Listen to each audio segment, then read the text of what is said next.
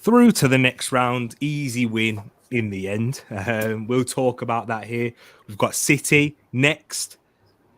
Mudryk, looking like it's close, people. All the reports talking out there. And, of course, there's a big game coming up this weekend. Or is it? We'll discuss. Well, the big game was last night, wasn't it? True. And we won.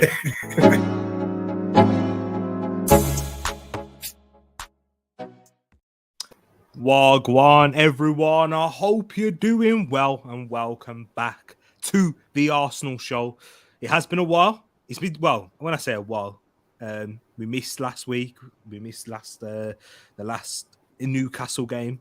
The last time we did it was for the Brighton game, isn't it? Brighton game? Brighton? Yeah. No, we didn't. It was weird, wasn't it? Because So West Ham. West Ham, the first game back, we spoke about that. We did like a little talk about Brighton. But, wow. We're back here, baby. So we've got a few games to talk about, really. If you've got anything to talk about, if you want to hear any opinions, let us know in the comments or in the live chat. But of course, you know who I'm with. You heard his voice already. You can see him on the screen. It's the Don of South London himself. It is the man. Happening, people. How you doing? How you doing, man? I'm good, man. Yeah, you know what? The new year started well on all fronts. I feel refreshed, ready for it, and I'm doing good, man. Yourself? Yeah, man, I'm all good. I was just telling you backstage just before, and guys, if I stumble upon my words or mix things about, I am knackered. Basically, I've just returned back to the gym this week, so been training, but I've been going at a ridiculous time. So I've been going. I'm putting my fingers in my ears because I know the time and I don't want to hear it again because it makes me hurt. Yeah, it hurts. 4 o'clock in the morning, right? Because I'm trying to really improve, getting up on time, and not just rolling out of bed and going to work or getting ready to do work. And I'm trying to improve the lifestyle so I can also improve my efficiency in getting these streams out to you guys as well, so I can get much more time to do this. And also improve my physical and mental lifestyle as well. So, guys, might be a rough and ready show. Will's going to be carrying me today. One of them ones where always got your back, man. When in certain games, the star man himself, he might not be at it, but just like the Arsenal, we get goals flowing from everywhere. And Saliba, Gabriel, Saka, Martinelli. Exactly. You know what I mean? Exactly. Who am I? Who are you? Are you the Saliba or am I the Gabriel? No, you're this. I'm Gabriel, just through age and roughness whereas you're the Saliba. Exactly. Exactly. Yeah. Well, Gabriel's young as well, and so true. And you know what? We were just talking backstage as well, people. Wilf is still knocking it about a bit. You know what I'm saying? Kicking the ball, he's running the channel still, holding it up, and doing the Gabriel Jesus dog work as well. So now big up, I'm saying black doesn't crack for sure. True enough. I'll carry on till my legs do no longer work. Exactly. So, what did you do this weekend? Did you put one in the back of the net? Yeah, I banged one in. Yeah, from about 35 yards. Yeah, so. Why so close? I know. Sorry. Like I said, the legs are going, man. So I had to do it. I had to get to the end. You know what I mean? Tapping merchant. That's what. Exactly. South London strikers, isn't it? That's what we do. South London strikers. That's what I'm saying. Exactly. True. But big up Pax in the place as well. Yes, Paxton. Big you up for that comment right there, saying City beat. You know what? I'm gonna give him a blight because Pax showed secretly in the Discord that he's a gooner. At heart, because he's been bigging up the Arsenal and sort of been in their corner, bigging them up, going, Hey, respect Pax, man. I really appreciate that. You know what I mean? He sees the project, he sees what's going on, but then he just undone all that good work by just saying, the equivalent to this is, he's had an excellent performance as a goalkeeper. I'm going to put it in the goalkeeping aspect. Save after save, distributing at the back. And then he goes and does a Hugo Lloris and just lets one through his hands. Yeah. Or David De Gea lets one go through. Yeah, exactly. Being as you're being on the near post. Yeah, beating it in the near post. Exactly. Letting Connor Cody score against you. Oh, that's Yeah. a problem. But anyways, we've done all the niceties. But big up yourself as well over there, the sports capital. Hope you're doing good. And it's got 1K subscribers as well. Big up yourself, man. And oh, by the way, once again, congratulations on busting the 600 mark, man. Thank you, man. I really appreciate you guys in the chat as well. And if you're watching afterwards, really do appreciate you for the love and support that you do show to the channel. It really does mean a lot. And thank you for the support that you show and the like in the videos, tuning in, watching at any time. And guys, you guys are amazing. I really do appreciate it. And we got Errol in the place here as well. Appreciate you all.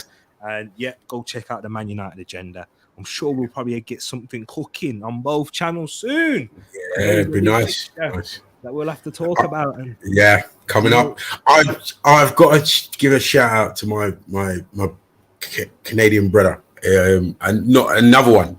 My brethren, my brethren David.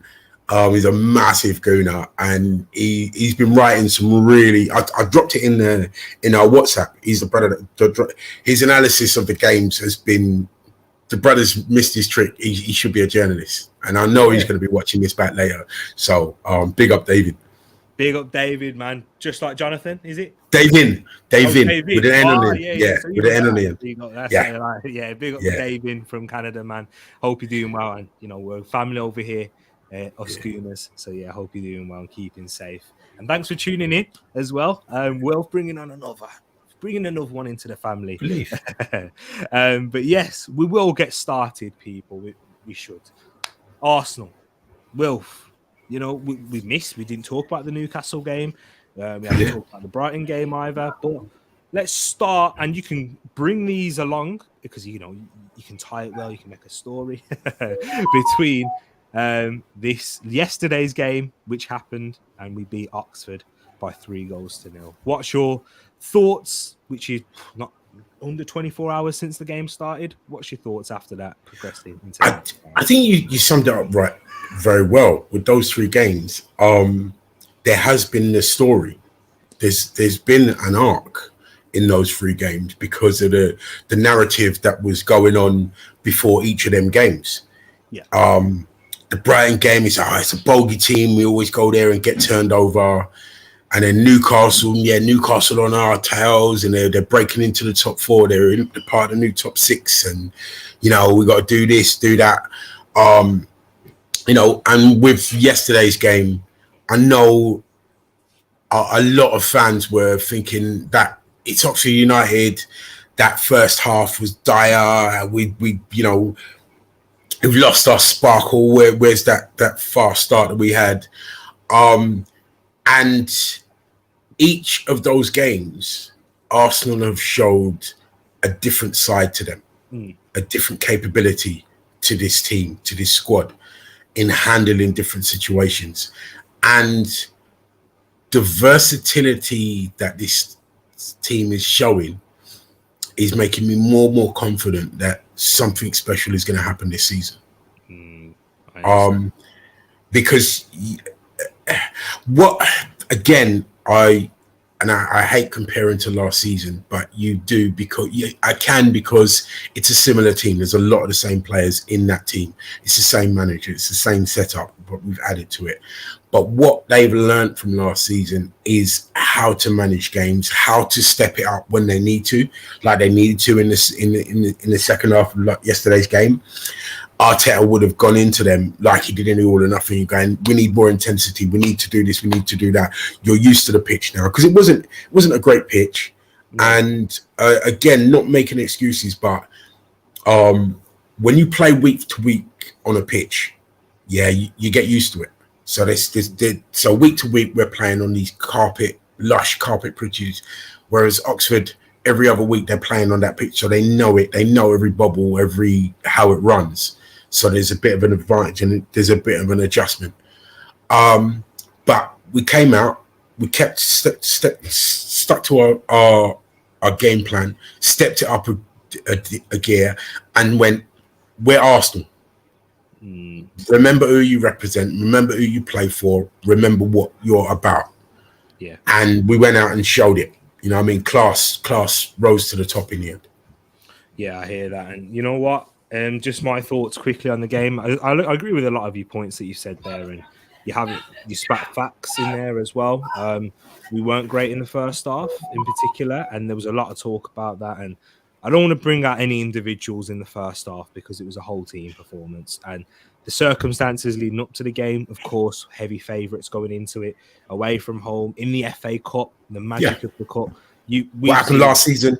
Yeah, exactly. What happened last season? And Oxford United as well. They've got a good record against top teams, Premier League teams, at their home ground. Carl Robinson's a good manager.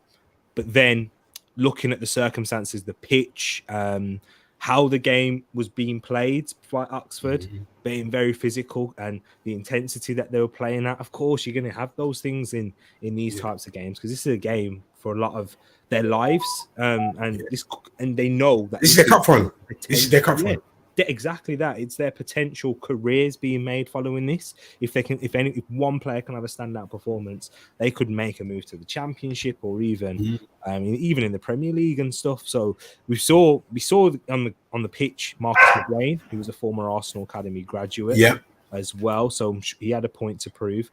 And for Arsenal, we had a lot of players that were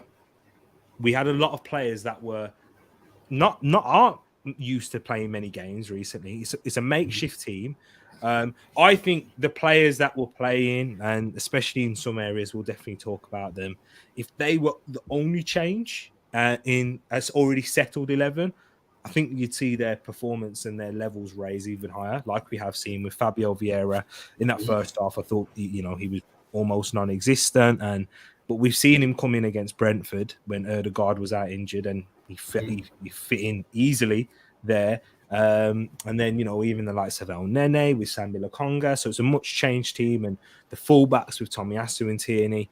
So it's a makeshift team. We want these players to come in and make a difference into a already built spine. It's hard to do that when that spine's been taken away. Well, it's Europa League all over again, isn't it? Exactly that. It's basically that scenario. Yeah. And we weren't amazing, were we? No. So, and it's to be expected because, like you said, the consistency comes with form. Yeah. So when the dynamics change, the rhythm changes when you bring in Vieira and you bring in Sami Lokonga and El Nene and all the rest of it. They work on a different rhythm to Partey, to Ødegaard, the rhythm of the team, and the players notice that because, like, for example, if you're making a pass if Partey's making a pass to an Ødegaard, or vice versa, or to a Eddie Nketiah or whatever, the timing, everything, because they're used to knowing when that guy's going to run. You stick in Vieira in there, he's got to get up to speed with that timing. He's got to get up to, and they do it in training, but getting that in game time, that needs to be taken into consideration as well. Yeah, for sure. Those are things that you only get through playing consistent minutes, you see, and we know, and even the mentality side of things, it's hard for these players to just.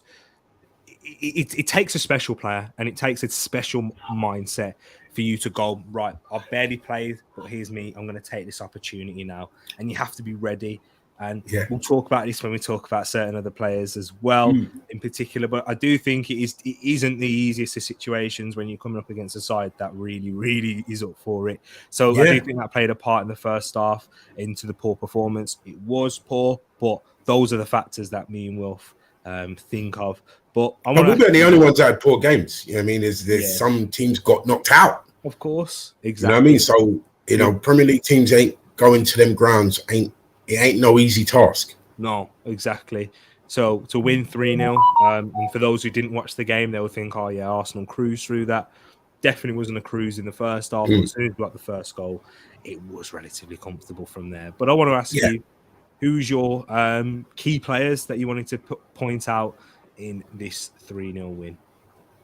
Obviously, there's two immediately spring to mind.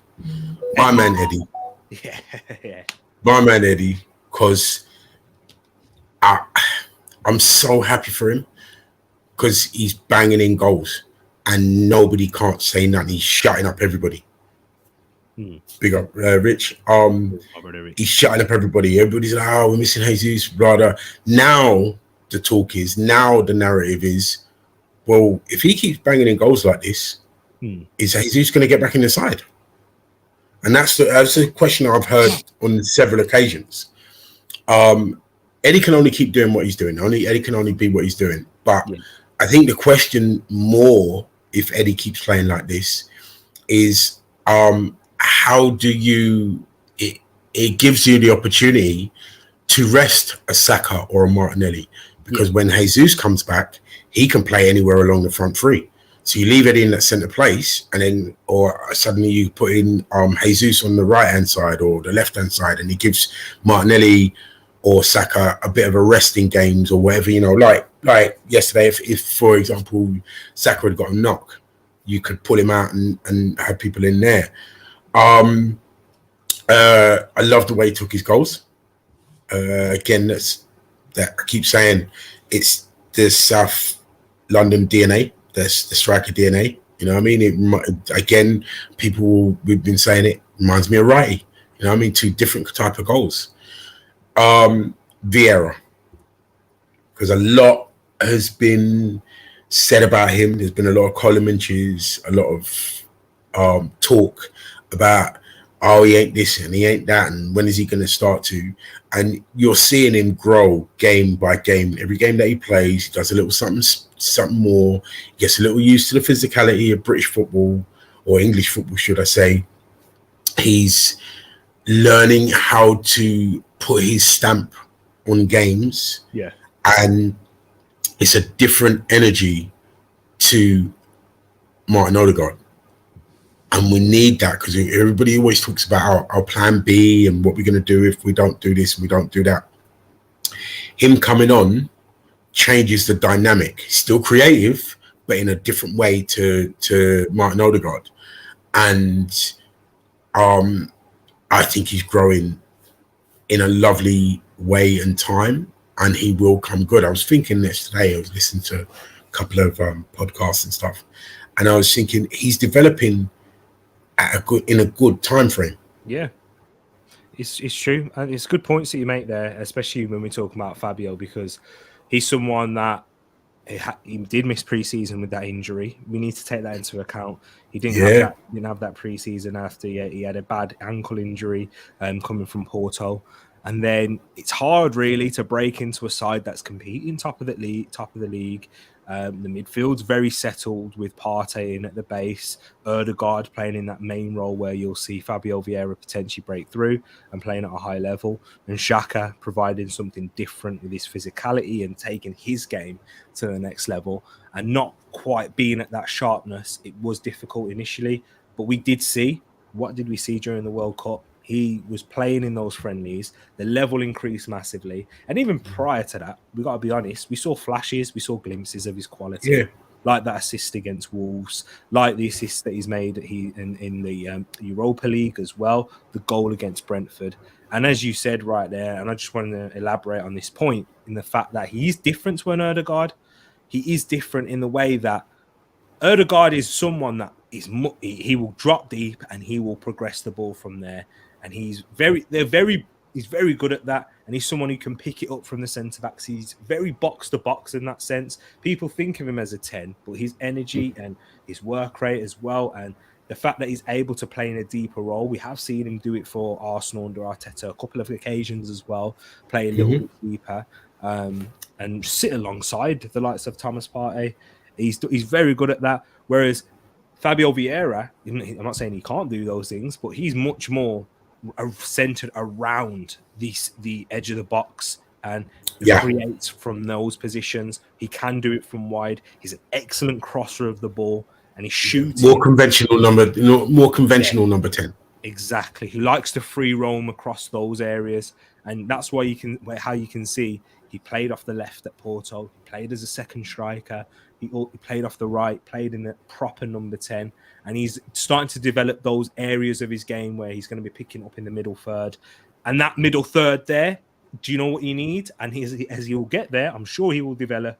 I have trust and faith in Arteta and in the player, that physicality. As he starts to build that up, we even saw the glimpse of the man returning, Smith Rowe. Where did he end up when Marquinhos came on? In that 8 position, dropping it in deeper.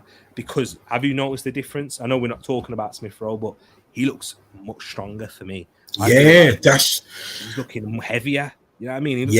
That's when you have to go, well, and you have to give, I like to give praise to Arteta when he does that, because what he's doing is, as well as getting the player back to physical fitness, he's using that extra time that he has to have them out to build them up, bulk them up, make sure that when they're ready, they're a bit tougher and stronger to handle, so that the injuries that previously put them out when they came back won't happen again. So yes, he's Smith Rowe's been out for a while, but they may have been holding him back a little bit more just to bulk him up, to make sure he's ready, to make sure he's more physically stronger and mentally, right? Yeah, and mentally, and also when you talk about Vieira, I mean, a lot of people take about it physicality, but he's faced this all his life. Wherever he's played, people have looked at him as a small and trying to knock him off the ball. I mean, he took a couple of clatterings during this game, but he keeps going. It's his mentality. He's like, you know what? All right, fine. You're going to come. I'm still going to play my natural game. I'm still going to do what I need to do. And I don't think the physicality is going to be too much of an issue with him. Because if you look at Santi Cazorla or someone like that, they weren't big brothers. No, of course not. But it's not even. I'm not expecting him to become a big brother. Like, he's not going to change his body type overnight. No, he's just dealing with it, and that's what I feel he's doing better.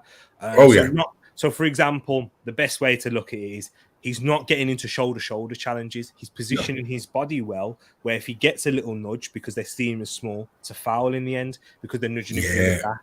It's learning how to handle the physicality in the Premier League. Yeah. David Silva was a skinny brother. Like we would all knock him over, but we wouldn't get close to him because the way he moves and the way he glides and how he knows and expects challenges to come. Yeah, and it's never a clean hit. It's a glancing blow where he can just in actual fact, what especially with David Silva, what he used to do, if you try and do that to him, it's almost like a kung fu move where he uses your body weight against you and you're not in the position you want to be, and then he's gone. And by the time you recover your body position, he's 2-3 yards away from you.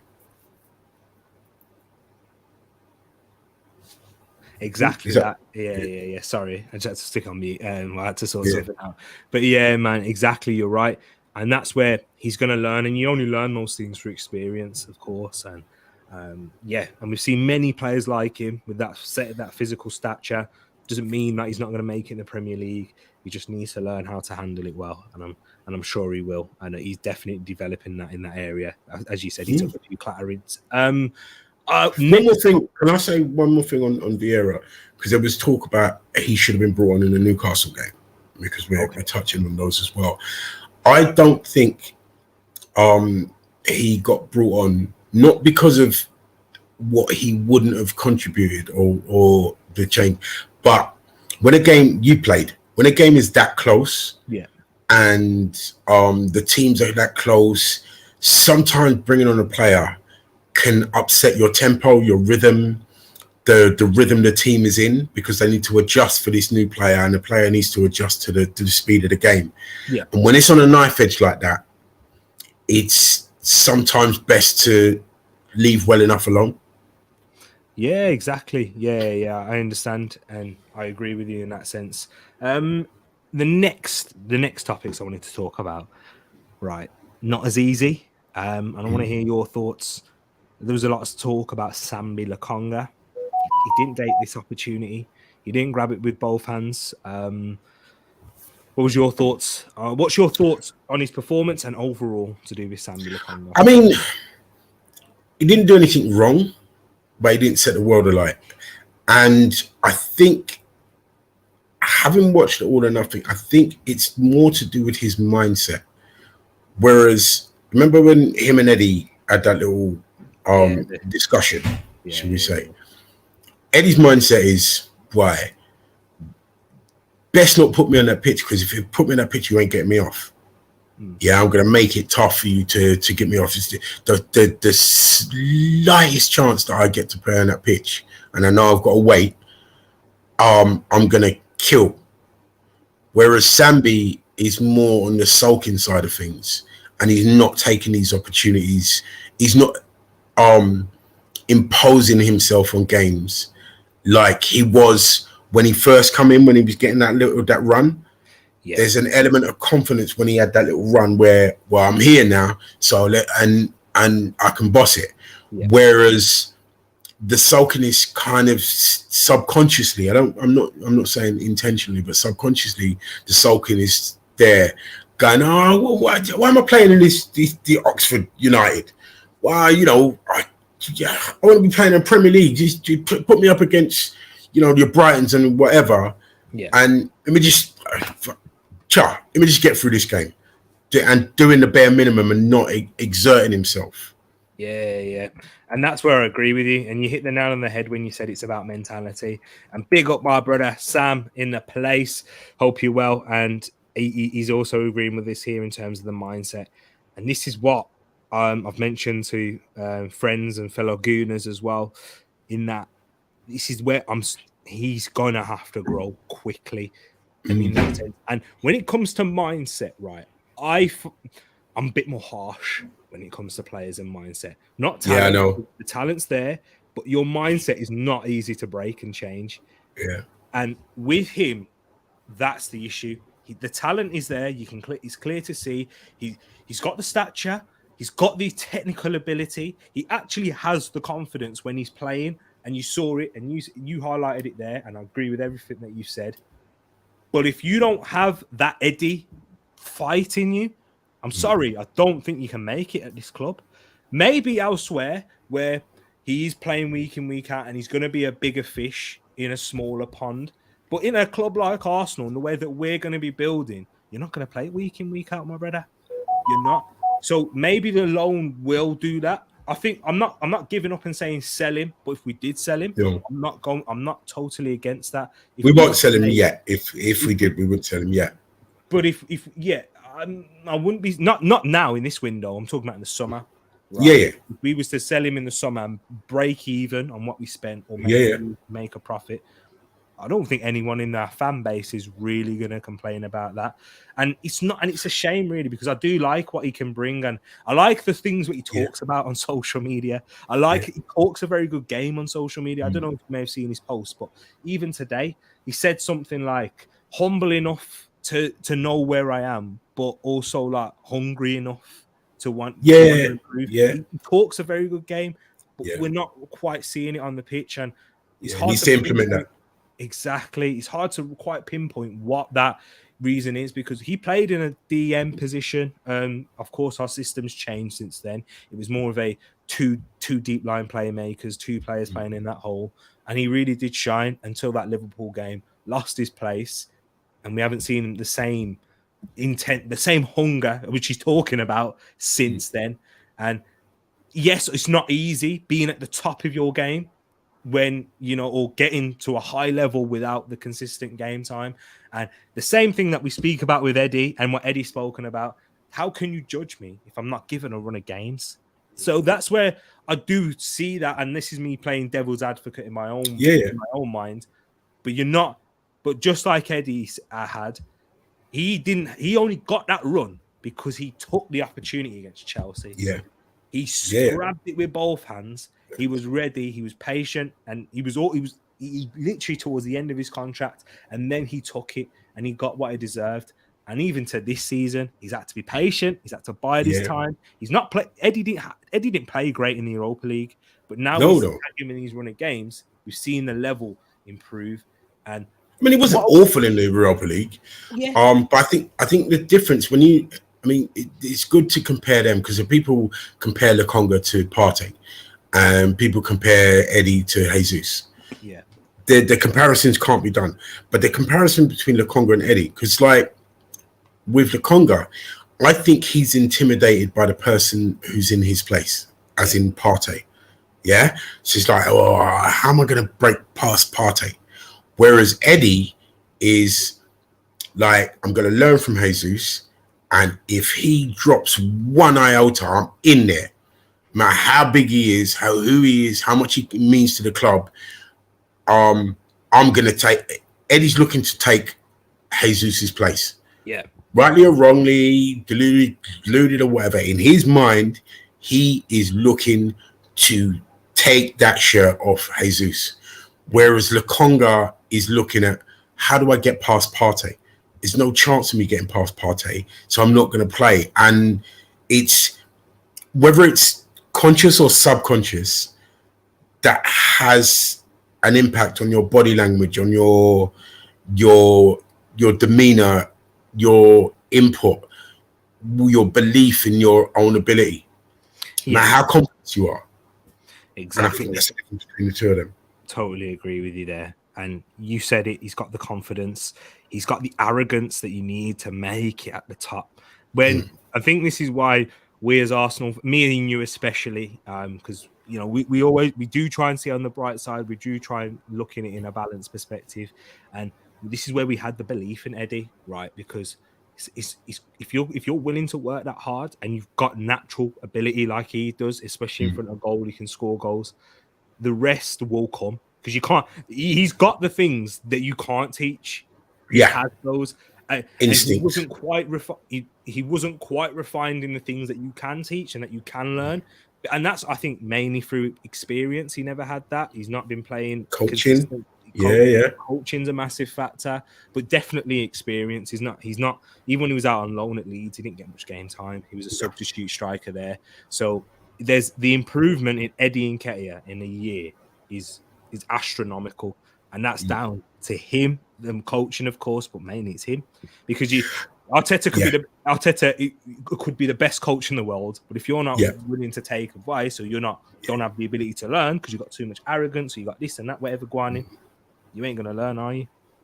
And you smacked that now right on the head when you talked about mentality, about where it takes you, not only in Arsenal, but your mindset at this level of football sets the bar for your ceiling.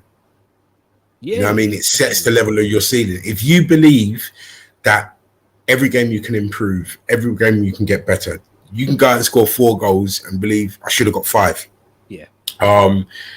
Whoever's in front of me, I'm running through you to get that shirt. It's you know, I've heard Henry talk about it on many occasions, and Wenger talk about how he implemented that. That sets your ceiling on how high you're going to go, whether you're at a big club, whether you're at Arsenal, or no disrespect, you're at somewhere like Fulham or West Ham or Man City or wherever you are. Your mindset will set the bar on how far you can go. Exactly that. And just before we move on into the next topic, which is Manchester City, and Sam is giving us a nice segue to that one there. So he's made the point on Saliba loaned out, came back boss. Tavares loaned out, smashing it for Marseille. Lokonga needs one. Agree, his mindset has been wrong since that interview. And do you know what? It's hard to say, because it's hard to really criticize his mindset to a point where, you know, he's just a bad egg. I don't think he's a bad egg. I just don't. No. He doesn't have the because he's used to playing consistently when he was at Anderlecht. Being a main man. It's more of that. It's hot. It's not easy to do what Eddie's done and to do what other players who in that position and not feel sorry for yourself because you're not playing. Exactly. And he does need that loan where he can get that confidence back, and then, you know what, really assert himself and feel confident. You know, I'm the man. I can break into this Arsenal team. And even if he doesn't, if he has that belief and he improves, and he'll have a great smashing career elsewhere. Yeah. So I do agree with you that he does need a loan. And then the second comment that he's had, and he's got plenty more comments, and we'll get through them as we move on to these topics, is legends think we can do a job on City if we set up like we did at Chelsea. And that is to just play our game. So here's the question for you now. City next, Wilf. I'm going to throw this one to you. In terms of how would, like, we're fast forward into this game. Let's say we get through Manchester United, we get through Spurs, and we've won now. We'll talk about those games we'll talk about Spurs game in more detail. But what side are you playing? And how are you approaching this game? I think we play our strongest side, which we have to with Man City. So, yeah. And we play our game, because if you look at it, and I read a fact today, since the turn of the century, every time we've come up against City in the cup, we've beaten them. Pep, his mindset in cup competitions, be it Champions League, FA Cup, all right, League Cup's a little different, but that's a bit of an easier tournament because people don't go strong in there till very late. And he kind of does a bit of a Ranieri when it comes to cups. He tries to he sometimes outthinks his own self for a one-off game. Yeah, like in the Champions League. Yeah, like in the Champions League or wherever.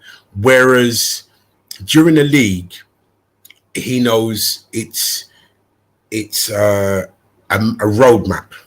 You know what I mean? So I'm turning here, I'm turning there, and whatever. Whereas this one is a jump across a big, almost like a stunt rider when he's on a motorbike and he's jumping over this ravine. Yeah. If you don't get it, he's like he puts too much speed on or not enough, and he don't make it, and he has to bail. That's kind of Pep in cup competitions. Yeah, Arteta's got his number in. What a brilliant example. The Kane Lloris penalty, second penalty.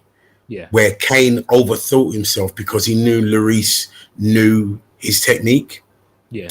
That is Pep and Arteta when it comes to cup games, because Arteta was his right-hand man. He was eating every box that Pep opened to bring out a little trick.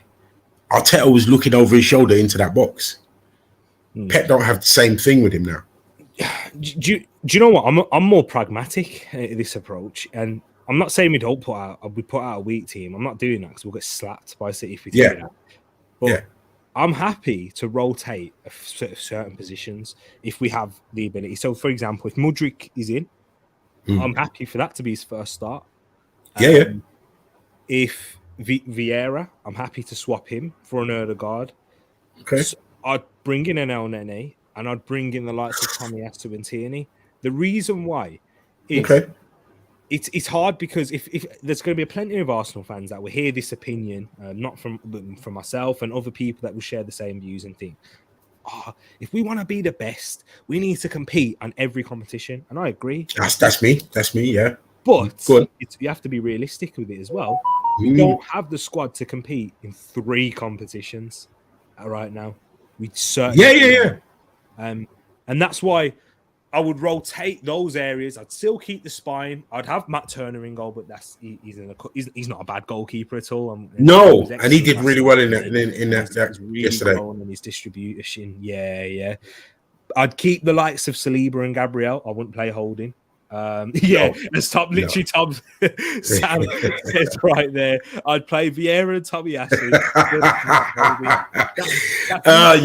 Great minds think alike, because holding is not disrespect. If it was a cup final, I'd play him. If it was the cup final, I'd play him, but not in a game like that. Not with the way we're playing now. Holding is a if we need to sit back and counter type defender. We're playing, and we're playing on front foot, high line, fullbacks pushing up a little bit, exposing the spaces where you're relied upon in progressing the ball. That's not holding, right? That's not his game, and he's not going to change from now until the end. So that's what I would do, and protect. We need to keep the reliance that we have on the likes of your Sakas, Odegaards, your Partey's, even. Gabriel, we have no choice but to play him because we don't have another left centre back. It's too great for me. And even if also the drop off, I think there's certain areas of the pitch, and you'll know this as a centre back, that you need to keep consistent. Definitely. And centre back pairing, the more and often they play together, the stronger their growth and their bind and their telepathy. Sorry, and I mean, I hear what you're saying, and I do agree to a certain degree, but I'm also, I suppose I'm trying to second guess Arteta, because something that we all forget. I've put this question out in a couple of YouTube things, is as well as bringing in Zinchenko and Jesus with that winning mentality, we already had someone with a winning mentality in the club. That exact same winning mentality in the club, Mykhalyo. If you forget, he won titles in that Man City setup. So I believe the kind of man that he is, he wants to win everything. He doesn't believe that he doesn't necessarily believe that he will, but he goes into the mindset of winning every game, every competition, and I'm of that ilk. But the thing about it is, you could end up with nothing. So I get the whole side that you're saying, and it makes total sense. And a little part of me kind of went, yeah. Had we not been going for the title, we've not been in the title challenge. Do you know what? You're right, and this is it, because I don't want Arteta to think like us, but we as fans, because if Arteta thought like us, we wouldn't be top of the league right now. I'm thinking it from a purely fan perspective, because if I'm in Mikel Arteta's shoes, I'm not thinking that way, because that's not how I'd want. That's not the energy. That's not the thought process I'd want to transmit to my players. I don't want my players to prioritize games. I don't want them to do that, because that's when the level will drop off, and then we'll come up against a Bournemouth and lose or draw. You can't do that at the top level, especially with the level. You said it a better way than I did. You said it a better way than I did. For us, we know reality-wise as fans. It's sticky in certain areas. 100%. With the Europa League coming back, I think if we bring in, and the questions in the poll, and I'd like to hear your thoughts on it as well in the chat, in terms of how many more signings we need for the Europa League. I think we need most 2 more signings to manage the Europa League and Premier League. And that's the cover for the area that we have with Saka, if Saka was to go down in there, and a midfielder. And it's not even a Partey. It's not even no. I'm looking at. It's a Xhaka replacement. That's what I'm looking at. Because I think El Nene can give us, especially in the Europa League, not defensively, yeah. He's not El Nene can not give us what we need. Progressor, but I think if you have a Odegaard next to him, and then you have a Xhaka, he'll be fine. And then Zinchenko. Right. Yeah. On the pitch, man. We're not as heavily reliant as on Partey anymore. That's mad, because Zinchenko does that. He does what we relied so heavily on Partey to do last season in progressing the ball. What have I been saying? What I've been banging on about Zinchenko? Well, ever since the first Arsenal show, you said he's just as important as Jesus, if not more important. So, right, you're seeing it now, because he had the injuries. People forget. Okay, he's got the injuries, but don't underestimate what that man has brought to us, to where we are. It's when he comes on, in it. Yeah, every team has a little unsung hero, or people that people don't quite put up there with the big boys. I'm not saying that we don't do that with Zinchenko, but don't give him the respect that it was due, or the appreciation, of what he brings to the side. Because remember the Invincibles. Yeah. Who was the one that Brazilian player?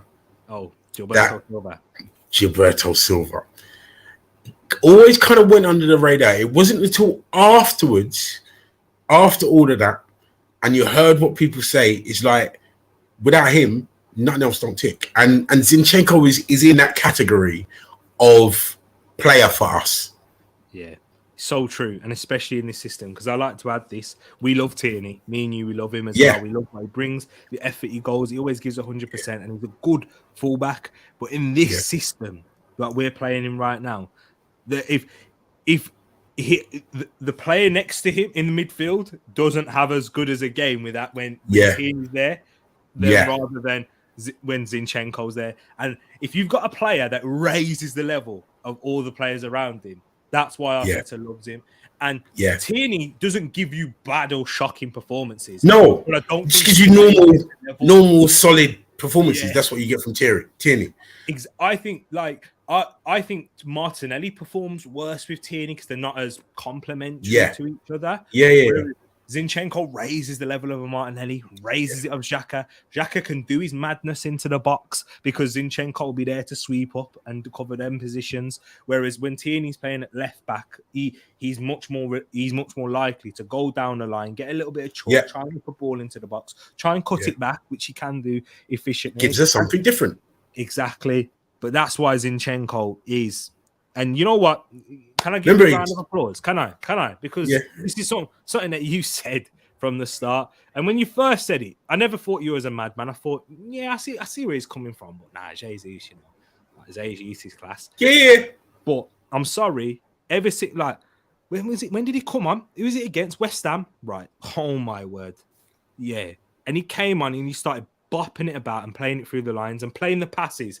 This is where if you don't if you don't really play the game at a decent-ish level, and when I say decent, I don't mean you have to be a semi-pro. Just play at a decent amateur level. Sunday League, a decent Sunday League level where you got semi-pro ballers that are playing on a weekend. Yeah.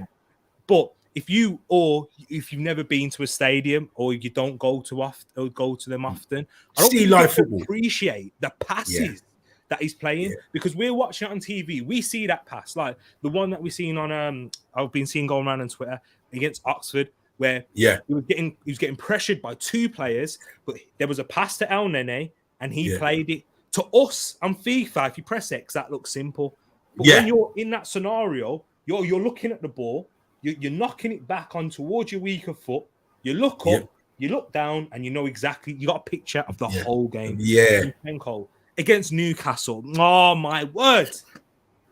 Sorry, man. I just had to have you got that wasn't loud enough. That wasn't loud enough.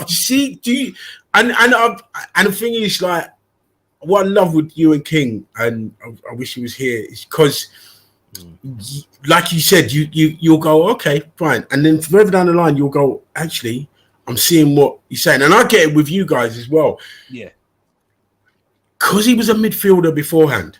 And we started off as a midfielder. There's a different mentality for a centre back, a midfielder, a winger, a striker.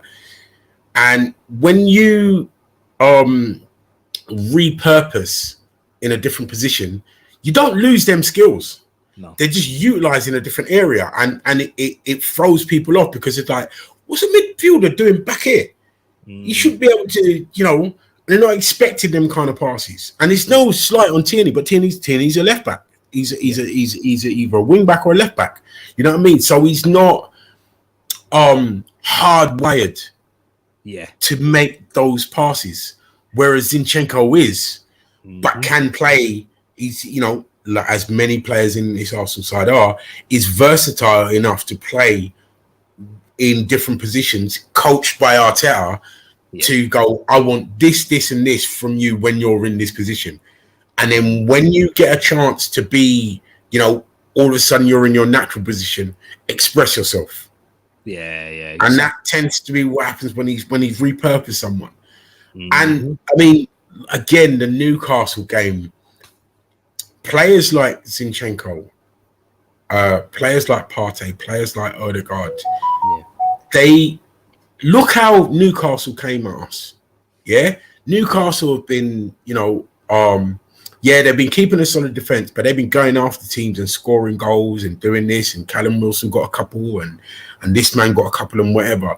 Against us, they were shook. They were like afraid because they didn't play the expansive football that they used to play. And Eddie Howe's no idiot, because they knew if they did that, they were going to get a bloody nose. Exactly. You know what I mean? Again, I love using my boxing analogies. They didn't slug it out with us. They stayed on the outside, just jabbing, keeping us off, and then hoping that we walk into a shot. Yeah. So people keep going, oh, we've got nothing on the bench, and we got, how do we not break them down? And I've said this. I haven't said this here, but I'll get to say it here, so it's on record. We didn't concede for the first time all season against currently the best defensive side in the toughest, most competitive, hardest, and arguably the best league in the world. And people are kicking off, making off noise. Come on, we didn't. How we did this. Not scoring against one team and having scored against everybody else. That's not the yardstick. Newcastle's defense is not the yardstick for this league. That's the elite. Currently, they are the elite defensive team. Just a little thing to add on that. We got into opportunities and areas to score. We just didn't quite have the quality on that night. Just so I can move things along quickly. So I have to say one thing. How Gabriel tried to get stripped and didn't get a penalty, I shall never know. There you go. Exactly. So Zinchenko, Sam saying here, Zinchenko is low-key one of the signings of the season. Value, influence, quality, say it, Wilf, indeed. And one thing, I'm holding my hands up here. I'm a big man to. Yeah. Me know. I wasn't as hot on Zinchenko, right? Because I thought defensively, not the things that is on the ball, but how Arsenal's structured as a team, as a unit. It's more. I think I'm happy to say this. We're defensively more stable than Man City are, and I think it's 100%.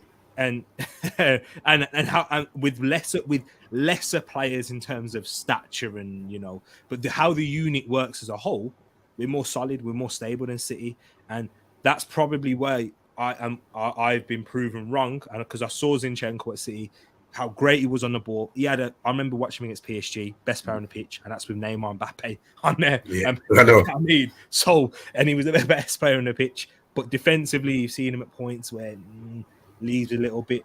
For me, it's one game that he was not great defensively, and that was against Man United. In the first half, that's it. So they're not a crap side. They're not a crap side. You know what I mean? And they will exploit that. They're looking to exploit those areas. Exactly.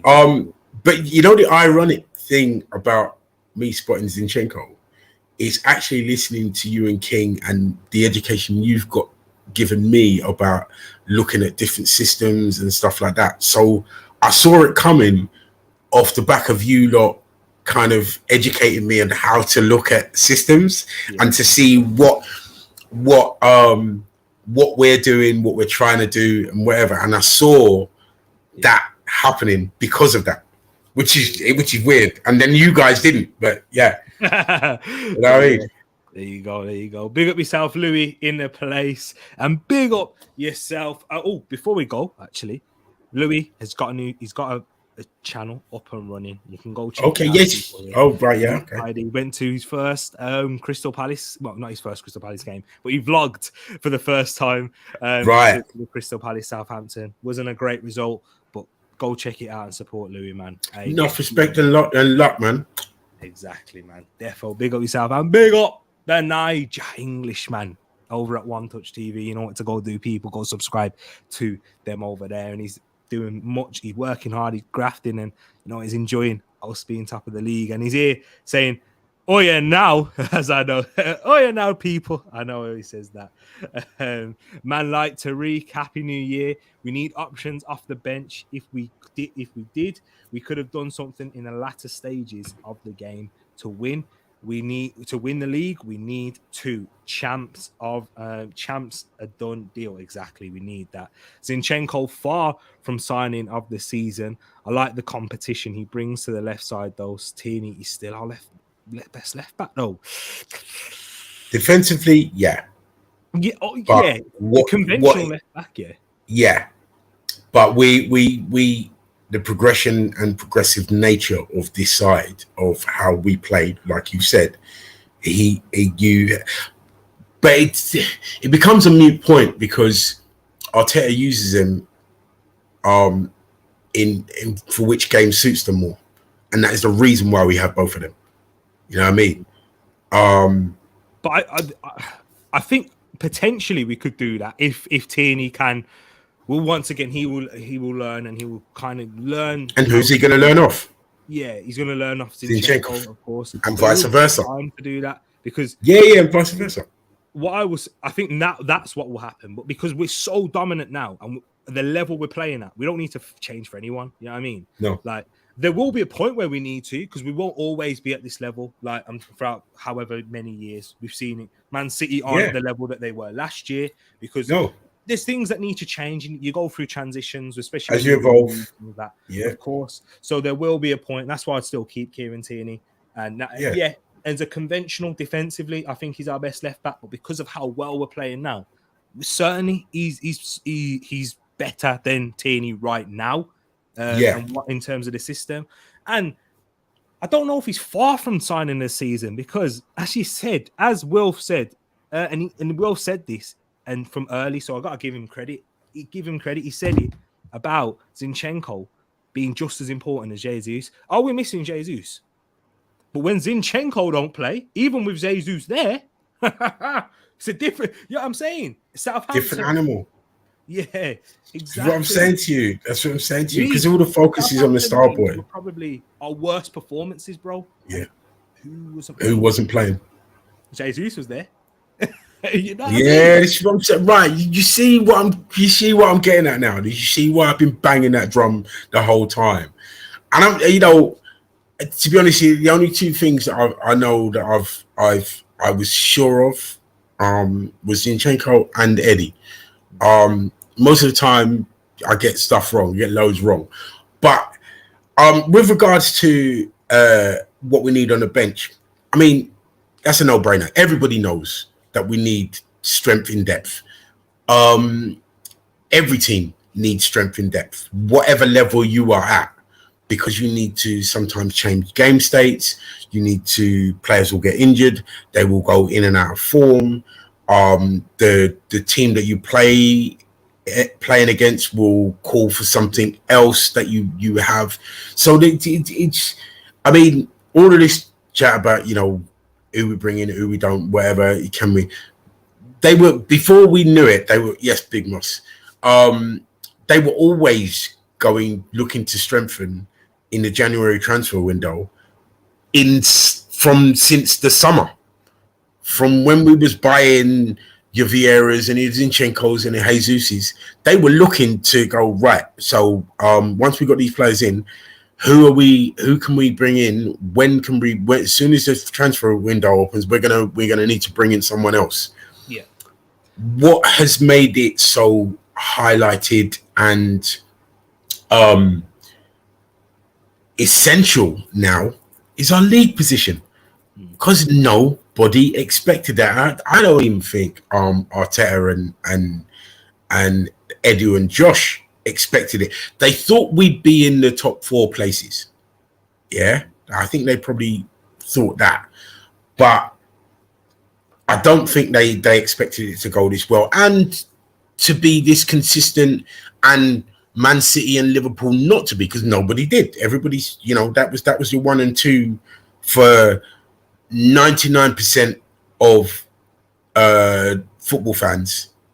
That was supposed to be at the beginning of the season. That was your 1 and 2. And we have taken advantage of their lack of momentum and gone out ahead. And we're like, well, boy, if we're here, might as well stay here.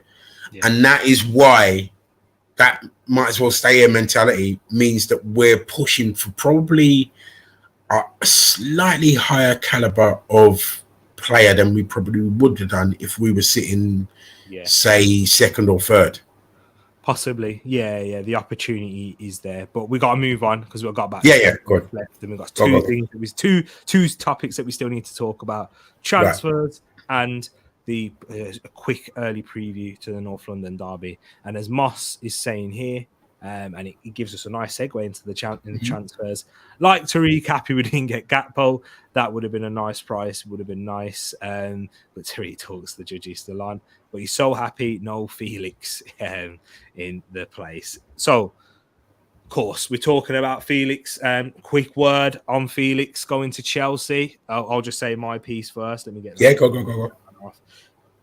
If he's gone to Chelsea, that's a stupid move. But it's a stupid move in a sense where you're going for a short-term basis where you're trying to kickstart your career and you're trying to improve. You're trying to take yourself to that next level and try and find a new home in that sense. A bit like what Odegaard was trying to do in that sense. No, that's not the move. To a struggling Chelsea where everything is, there's no cohesion in there. There's nothing at all. The only thing that he's looking at that is they're a worse team than Arsenal, Man United. So I'm going to start, right? And I'm going to get plenty of opportunities. And the most important part, I'm getting my full wages paid because Man United and Arsenal weren't willing to pay that. No. That's his choice. That's Atletico. Chelsea are dumb enough to do that. Let him extend his contract. And then also just, basically get £11 million, pay £11 million for 4.5 months for a player. It's crazy. Plus his wages, which takes it up to about 16, I think, something like 15, 16. 11 with it because it's like 9. Oh, yeah. Okay, I thought his wages were a little bit more. 7, 8. It's like 7, 8 with like 4 million with his wages. Okay.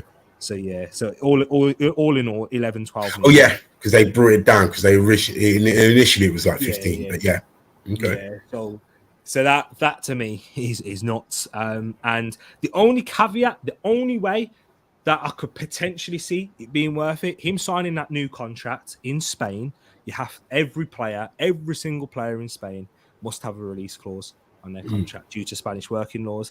And if that new contract has lowered his release clause and made it, I don't know, reasonable to an extent where they can still make a little bit, well, not make money on how much they spent, because I don't think they're going to get anywhere.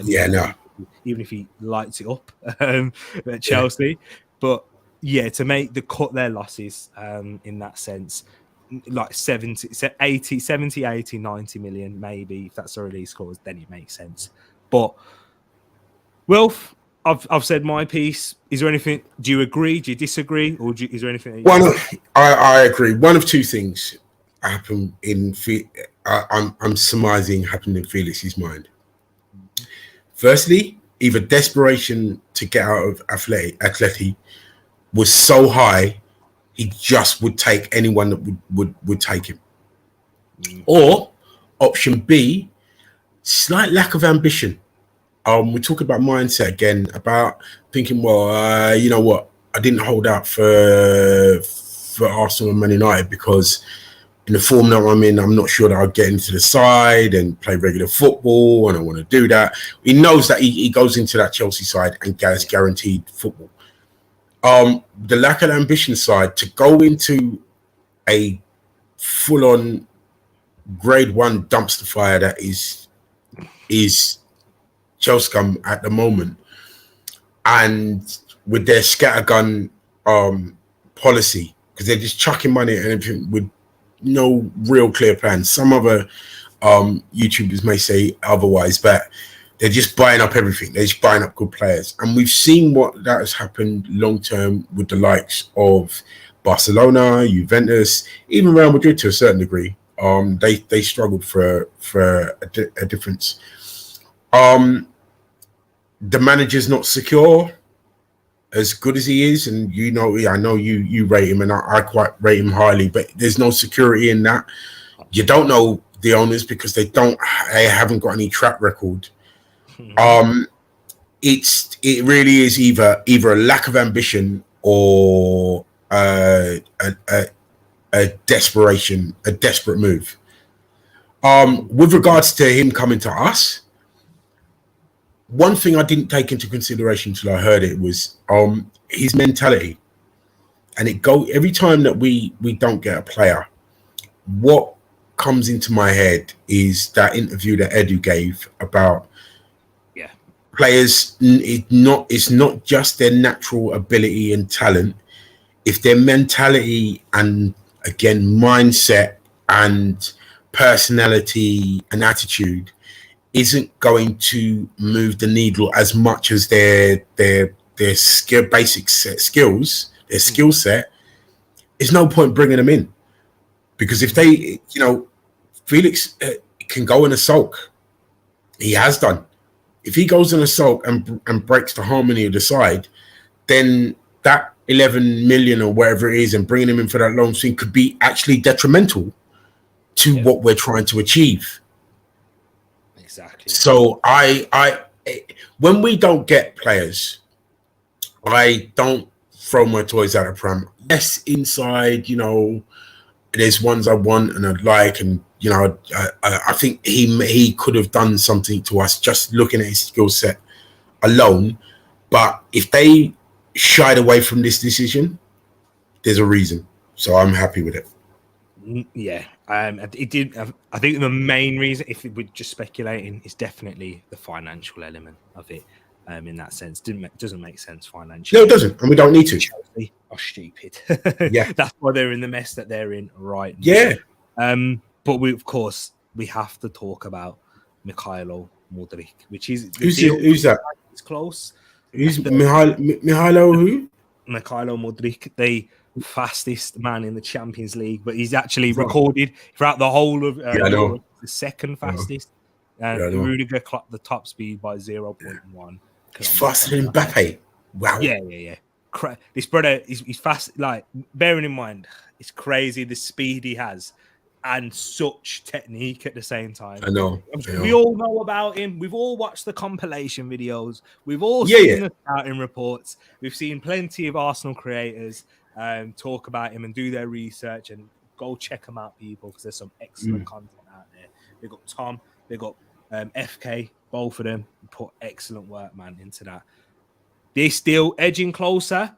And look, this is the muddy waters here, because as I can see, Moss is saying here, I think the Mudryk money crazy. And in terms of that, nobody knows the price range, right? Because there's reports that we're paying 88 million.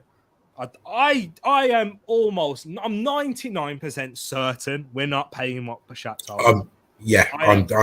Otherwise we'd have got him already. Yeah, we're not foolish, man. We don't do them things. If we don't see a player fitting that valuation, no matter how much we pursuing them, we ain't buying them, right? Yeah, I think they have dropped their valuation for sure, and we're not going to know. We probably never know the financial figures, but let's hope. Let's hope that we hear more clarity on it, because I don't want to hear rival fans coming out with crap saying, "Oh yeah, but you paid this much," when there's no actual concrete evidence that we did, just because DiMarzio said it. You said literally the other day, Enzo Fernandez has signed for Chelsea. Like, you know what I mean? And Enzo Fernandez is still playing for Benfica and that. Yeah. So not even close. Not even close, exactly. So yeah, the money thing, hold off on that. But I want to ask you now, Wilf. Mudryk, how excited are you about this signing? Very. I've always been excited. And long term. Short and long term, I'm very excited, because long term he will be working in this side, growing under Arteta, amazing coach, learning, and hungry and ambitious and all the rest of it. Short term, if he can hit the ground running, it's when you're looking at, if you're Oppo and you're looking across at our bench, and you're seeing that man waiting to get on, one of the fastest men in Europe, waiting to get on the pitch after 60, 70 minutes, and your legs are burning, you're going to be shook. You're going to be praying that, he don't come on. Yeah. With regards to Shakhtar, because the clubs that I've heard that are interested in him is obviously Chelsea, because we're interested. And they're just chucking money at everything. Bayern Munich, Borussia Dortmund, and I think Napoli. If now clubs are interested. Yeah, but the thing about what you got to take into consideration, and touching on the money front for a bit, if Shakhtar play too hardball, they could end up losing out on dollars, because Mudryk don't want to go Chelsea. He's come out and said that. He said that time and time again. And for the same reason that we've just given about João Felix, he's not going to want to go to Chelsea. The only way Chelsea is going to be in the Champions League next season is if they win the Champions League, and I can't see that. Can you see that happening? No. Yeah. So there's going to be no Champions League football. There might not even be Europa League football. And again, I'm not going to go into all the things I've said about Chelsea, but those two facts, on top of the whole things we've given already, as a baller, yeah, forget money. He's a young baller. He knows he can get a good pay. He's not going to not get a payday anyway. This massive one from Chelsea, it just doesn't make sense for his footballing career. He wants to play football. He wants to play in the best league in the world. Why would you not go to the team that is on top of the league? Chance of, if I go in there, I could win the league in my first half season. Guaranteed Champions League. They're going to buy and strengthen. So when we go into the Champions League next season, we actually got a chance of, rather than just competing, winning it. Yeah. In his mindset, I'm not taking my Arsenal head off. So Shakhtar better be careful, because Bayern Munich, Napoli, and Dortmund. Bayern Munich, of those three, Bayern Munich are the only ones that have spending power, but don't go out and spend like that. Dortmund and Napoli ain't got the money, so they're not going to be able to match what Chelsea and us are going to be able to manage. So they got to be careful that they don't shoot off their big toe, trying to run, blow off their foot, trying to run through a minefield. Yeah, exactly. And guys, when we get closer to the deal, when the deal is announced, and I'll do a stream on it, and then I'll give you my thoughts, and I see how he will get into the side, because we've got one more thing we need to talk about. We've got about 5 minutes or so. Just to wrap up, is that North London derby that's coming ahead. Right, that's our next game. Massive game for us, for the belief. There's a massive game coming before that we'll all be paying attention to, and I think Wilf will probably agree with me. Actually, not 100% agree with me, and that this will most likely be the first time ever that we'll do this. We're United fans on Saturday, 12:30. I'm supporting United. United. 100%. I will be wearing a red shirt and I mean, my boy Ed is not Ed Min. He's my best mate Ed. No. He's a Man United fan. We usually give each other grief. We support the opponent when we get the fixture. But I actually fancy Man United for this one. I hope so. Because of the way they've been playing, their momentum, their ascendancy, the bloody nose that they took at the Etihad. Ten Hag has got them way ahead of schedule, quicker than I thought. I think he's proving he's doing what Arteta did in getting the best out of what he's got at the moment, heading towards the team he wants, the style of play he wants. I could quite easily, given Man City's defensive frailties. Ed McAvoy, that's my boy. Go on, Ed. Yes, that's right. That's exactly. I was waiting for you to look at the screen. Big up, Ed. All right, I hate him really. I've never liked him. Yeah, I've never liked him. But yeah, given Man City's frailties, I can see a shock coming on there, because it might not be as big a shock as, because remember they went to Brentford, lost. Yeah, you know what I mean. Listen, Man United are not crap now. No, and you got to think about it. It's styles make fights, boxing. Yeah, I know you like that one. Yeah. And also in this is the perfect match for Man United, because Man United's issues have come about when they've come up against good defensive structured sides. Yeah, where you have to break us down, and we've got a good solid structure. Man City, they're coming on to you, right? Man, Yeah. we saw it firsthand. Yeah, we got that bloody nose. We were good, yeah. But man, and in that game, we got done by Rashford on the counter attacks from good balls from referee as well, of course. But but so we know Eriksen and Bruno Fernandes into space. Yeah. Rashford with space, crazy good. Bruno with space. Who is it? And who is their form? Who is their brother that's in form? Rashford, man, he's in form, and he always looks form against City. Always. Yeah, but yeah, you see, that's it, man. Like Man United are fully, as long as they don't concede the first goal, they'll be fine. Yeah, so it's just my daughter. But yeah, you're right. Man United, they want some payback, and now is a time for them to get redemption. Yeah. But what's your thoughts on the Tottenham game just before we wrap up, bro? I haven't been this confident since the going to them. Yeah. Since the Invincible days. I actually don't fear that game at all. If we came out there with a draw, I will feel disappointed. Hey, it's a North London derby. They got Kane, yada, yada, yada. Conte, they're up for the North London derby. And it can happen because derbies can never be predicted. Of course. But they are going to be afraid. People talk about, they're in form. But who have they beaten recently?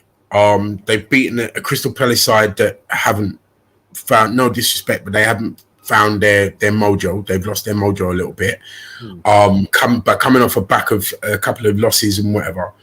They're going to be nervous about us. They haven't got they've got terrible defense. Conte's system is right for us to play. You saw it in the North London derby and the previous North London derby. I don't think they're going to change being at home. No Richarlison, no Son, not in the form that he needs to be in. Relying on Kane. Cut off Kane's supply, what's he going to do? If he has to drop deep, who's in front of him? We ain't them teams that they've recently beat. So I have every confidence in winning that game. And I agree with Martin. I think it could be another 3-1. You know what I mean? Unless the referee comes in and does what is madness again. I don't see anything but a win for us. But even a draw. And I mean, right, quickly, looking in that Arsenal dressing room, they got yes, they do the game to game, one game at a time. But all right, take out the dressing room. For us fans, the next two fixtures could put us either back with a massive lead, or what would be considered a massive lead compared to who we are and City are, or it could shorten it. I think Man United are going to do something against Man City. Yeah, I think we're going to if and when we beat the Spuds, that Man United game is going to be the one where we're going to go, boys, we need to take advantage of this. And if we win, everyone believes. Everybody's going to start talking about it and believing in what we know we're capable of. And that could be one of them games that defines the season. The next 2 or 3 fixtures could be signed to define the season. I know I said this before the Brighton game. But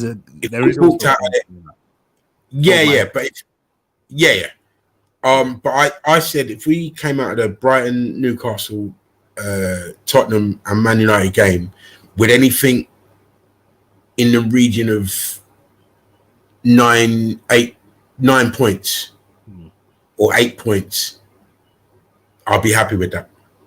Yeah.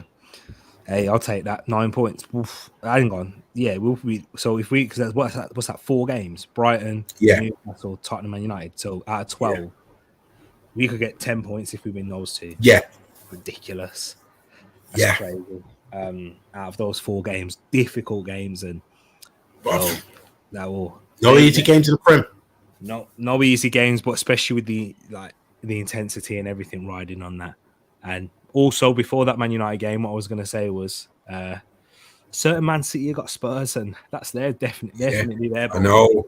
I'm hoping we beat Spurs, make them a wounded animal, and then go and do a nice little job like they always do against City. That's what everybody keeps forgetting. Everybody keeps saying, "Oh, we got tough games. We got tough games. We ain't the only team." Yeah, just as tough. It's a good point. And did they have Liverpool at some point not too long after that? Yeah, and Liverpool, they're a difficult team against Manchester City as well. But their attackers, and I'm hoping by the time Liverpool play them that they get the likes of, hope they get Gakpo firing, because I think Gakpo suits their system. Yeah. He's a bit like Nunes, chaos players. Yeah. And hopefully Nunes starts bang, because sooner or later he will bang in the goals. And I have to give you props on this. And you called the Darwin Nunez thing. Yeah, you called it, and I'm not saying he's crap or he's a waste of money or anything, but he weren't going to do it this season because he needs time to adjust. Yeah, and the comparison you made with him and I think Uruguayan guy, Cavani, missed bare chances, man. Spot on. Any Man United fan, Ed, if you're still in here, Pax, if you're still in here, and any other Man United fans, how many times you watch Cavani miss sitters for you, even when he was great? Do you remember when we played PSG in a 2-2 draw? Yeah. Ospina was in goal, and he had about 4 or 5 chances where we could have easily lost. And we were quite fortunate to get with a 2-2. I think this is when Emery was there as well. Yeah, it was. Yeah, Emery loves a 2-2 draw, doesn't he? We know that. But guys, I'm going to wrap it up here. But before I do, let me run through some of your comments, and then me and Wilf will give you the good night. And if you need to enjoy the rest of your evening, I'll be getting ready for bed. If you missed the start, he's got paper round real early. You got his paper round real early tomorrow. Exactly. Been going to the gym at a mad o'clock, and I'm trying to go again before I go into the office tomorrow. But big up everyone that's tuned in as well. Lots and loaded. We've got Josh in the place saying Newcastle are back. The other team, that team the other day was just a blip. We haven't scored, but we will in the next 10 minutes. And he sent that about 10 minutes ago. And I'm just going to have a look at the score. Have they scored yet? No, they haven't. So he's at Josh, you're a liar. But pick up yourself. Quick thing. Yeah. Newcastle, like it or not, hot take, Man United and Newcastle are in the title race. From you're in the top 4 and you're that close, they're in the title race. We have to look at it as that. At this stage, I'm not saying, at this stage, if you're in the top 4 and you're in and amount them points, you're in the title race. And I don't care what anyone says, and people can talk I'm mad or whatever, but we have to look at it like that. Yeah, for sure, because like you can say I don't think Man United are going to win the league, and you can be confident in saying that, and Newcastle as well because of But like, they're there. We slip. Us and Man City slip up. Who do you think is going to jumping in? Exactly. Jumping in that grave. If Man United win and Spurs win, Man United are how many points away from us? You know what I'm saying? You understand? They'll be more than City. They'll have more points than City. And if we're classed in the title race, then there you go. So it's a good point there, Wilf. Good point indeed. Villas, Henry, Stevenage. Wow. That's the FA Cup, man. That is the FA Cup. Yeah, magic of the cup. Indeed. Alvarez scores at Man U, then Haaland does. Spuds in 2 double matches. FPL, yes, remember, that's a good point. Thanks for reminding me, Moss. Double. I hope. Do you want Man City to win in both of those games? I certainly don't. Hell no. Yeah. Oh, I told you. Well, Haaland to score. I hate the most. Yeah. On goal. Haaland to score on goal, please. No, because I've got my Premier League fantasy league. So. No. But if you don't captain him, everyone's got Haaland, so it don't really. No, I've changed Haaland as my captain. I've not got Haaland as my captain. Yeah, that's good then. Do you know what? Because everyone's got Haaland, you losing points won't really matter. Because everyone's got him. Do you know what I mean? Yeah, true. It'll probably benefit you because most people will captain him. Yeah.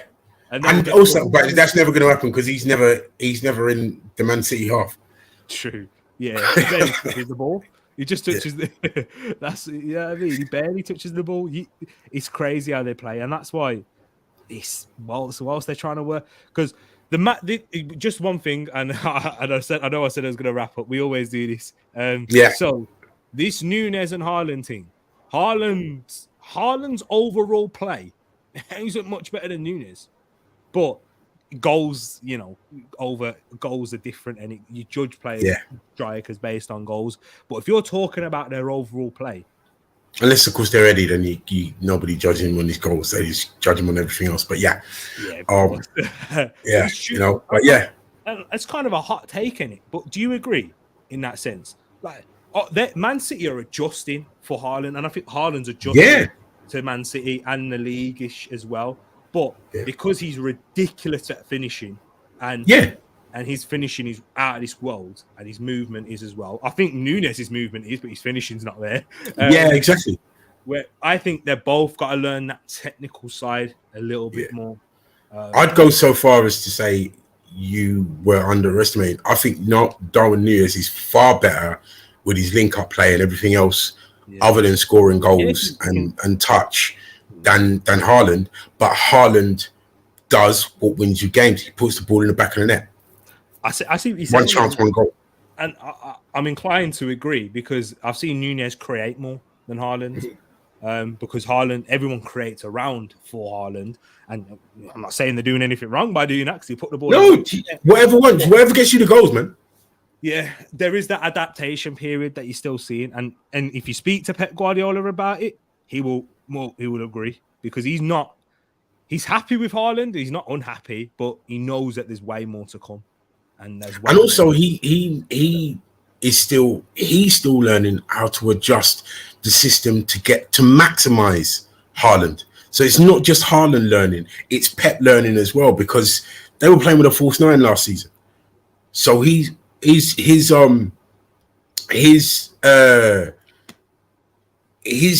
learning curve is happening during this time as well. Exactly that. So that's what makes it interesting. Sorry, that one. Yeah. Sparky's if you know, you know. It's one of them ones between us. Yeah, between us. It's how we met. I'll tell you the story, but it's how we met. It's to do with how we met. Oh, big up yourself, Tezzy, mate. And she's saying right there, good to see Wilf confident. We got this, indeed. Tezzy, can't wait for another field run. You and me running through them fields again. If you know, you know. She knows. Guys, get in the community. Big up yourself there, Tezzy. Hope you're keeping well and everything's all blessed and you're in there. Maybe 3-1 to us. Eddie, Erdegaard, and Saka, and a Kane goal. Exactly. But people, big up yourself each and every time. I really do appreciate you locked in. And guys, you are amazing. And thank you for tuning in. Moss, we're going to have to get you on this Arsenal show soon. Bro. We got big games coming up. We're going to have to get you coming on. I'll drop you a message, man. And see what times we can work with. And I'm sure the Don will fix his schedule, and I will definitely as well. Oh, 100%. What, for the Moss? For the Moss? Hell, of course. Exactly. Of course, man. So now, big up yourself, my brother Moss, each and every time, and everyone else that is here and locked in. We're going to love and leave you, but just before we go, my brother Wilf, absolute pleasure having you on here again. As always, man, feels discussing, sharing, and you know what? It's great to share this wonderful moment because where we met, and basically, guys, we met through another channel. The times that me and Will started talking to each other on Discord before we had a face to for the name and those things. It was true during that tough period with Mikel Arteta. People, the dark days. Exactly. The dark days, the Middle Ages. Exactly, man. So let the people know where they can find you, my bro. Well, for anybody who's not in there, and that includes you, Ed, in Fufu McGinty, join the Discord. You'll find me here. In our Discord. Treats, I'm sure Treats going to drop it in the link in the chat. And you'll find me here on the Arsenal Show. When and if and every time he does it, I can be here. I will be. Hopefully, we can have next time. We can have Moss and King on, because I need to cuss King. I haven't cussed him live on TV for for a while.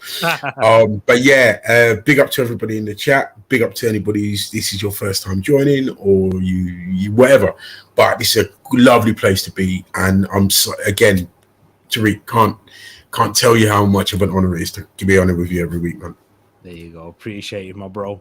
And did you mentioned King, and he popped out of nowhere right at the end. Oh, you see, Wallace. It's like magic, man. He says the name and he appears. And he comes, it's like Candyman, isn't it? Like Candyman. He should have said it earlier, isn't it? I blame Will. He should have said it earlier. It's a good point. It's a good point. Why did you say about his name earlier? Yeah, man? no. Because I couldn't. Because but King, my brethren, how you doing, man? I'm so glad that you popped in, even if it's for the last couple of minutes and stuff. Yeah, man. I just came home. Apparently, I had an ear infection, so my ear was starting to really disturb me, and I was like, let me go and check it. Yeah, I suffered from them big time. I don't envy you, man. Got it before as well. Yeah. So, since I was a kid, I'd suffered from them, man. So blessings and get well soon, and love goes out to you, man. Because it's not a nice one. Thanks, bro. Yeah, hopefully you get. But yeah, man, missed the whole show, but I'm happy with where we are right now as a team. Exactly. Hey, bro. When you watch it back, what I said in that first 10 minutes about a King, it's a different King that I was talking about when I was cussing. Oh man, hey, my brother King, you know what? You're here. You are a regular co-host on the show as well. So you know what, bro? The platform's yours. Tell the people where they can find you, my bro. Well, you can find me here on Tariq Talks. Obviously, we do our weekly podcast. And you can also find me on King Football Show as well. And man. FPL content, you name it. In the Discord. Great show. Very, very eclectic. Exactly. If you enjoy listening to us, basically, me and King share basically almost every football opinion. I'm trying to find a way to disagree with him, and it's great because we have a great because we have a great we talk about so much things and we go into such depth, people. So I do recommend. And I disagree with both of them all the time. And but this is why I love it, because we both see where we each other's coming from. And it's all with good intentions for the club as well. That's I think that's probably. I will emphasize that, and that's the best thing. Yeah. Like, there's no anger or hatred, animosity, towards the club or anything like negativity. That. It's always constructive, positive. Yeah. Even the it's constructive criticism. It's never just and it's the three musketeers, man, just doing their thing, Yeah, exactly that there. So my people, go subscribe to King. Go, Wilf is always in there in the Discord, people. So make sure you come and join in. I'll drop the link in here if you're not in here already. He gives you the good mornings. He gives you the banter. And he's a great man overall. So, man, really appreciate you, my brothers. Yeah, there's my boy. There we go. We see that Melanin King right there. Yeah, there you go. Our brother, our African King. Yes. That's what I'm saying. We got our Bayesian King, and we've got our mixed everything King. The King of Saint Elizabeth. Okay. Yes, there you go. Hey, love to you all, people. We are out, and come on, the Arsenal. I will. So, in terms of what will be coming back is on Thursday, we'll be doing a preview show. Are you doing a watch along? Are you doing a watch along for the North London Derby? I am indeed for the North. Okay, because I might, because David called me today, so I might be in the pub watching it with him. So yes, there you go. Hey, that's worth it. Hey, but if we'll do a reaction show as well, I'm sure. Yeah. Yeah. We should. Yeah. That'd be Yeah, fun. definitely. Exactly. And then following that, we'll have to do a Arsenal show previewing the Man United game. So people, go. If we win, I might even do a little fan cam. Hey, Oh yes. What? For sure. Definitely if we win. Yeah, I mean, because oh man, win or draw. If we lose, I might be too busy, you know. Yeah. The ear in it. It's the ear in it. Yeah, it's really bad. No, that's I heard. Yeah. Hey, take care, people. Love, and we Peace are out. out. Peace.